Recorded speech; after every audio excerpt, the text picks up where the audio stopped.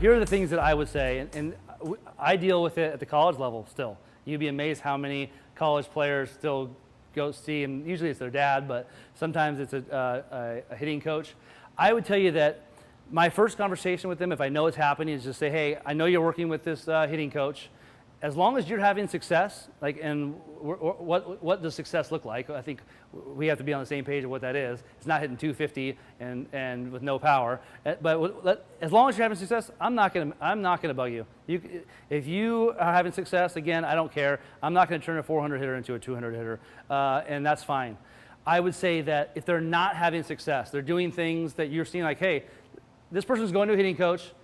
They're not lined up with my philosophy, and they're obviously not having success as well.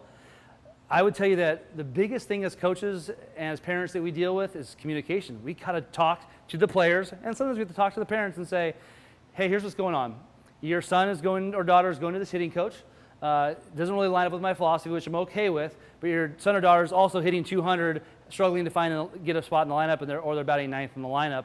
I don't think these are things that you want for your son or daughter. You want them to have success and do well.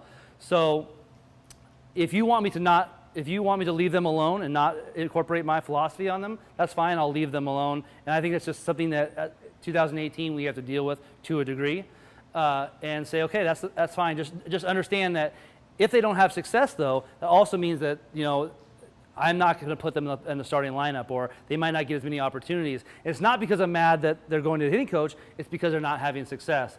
And so to me at the college level, what we do with that is, hey, I'm fine with you doing that, good luck. If that's working, that's great, but at some point, we're having a conversation that's not working, and now if you don't buy into what we're doing, you're going to ride the bench. And it's not because I don't like you, but you're not having success, and I've got 20 other hitters that want to have success and are willing to do what it takes. So I just think it's a communication standpoint. I think that as coaches, I think sometimes we just try to shy away from it or get confrontational with it.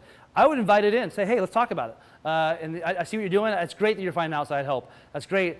What about going to this other person? Or, I want to help you have success with it. I don't think this is having success. And I would say that down the line, if it's continuing to be like that, they're going to end up playing on a different team. I mean, that's kind of the end result for that one, but that's a good question.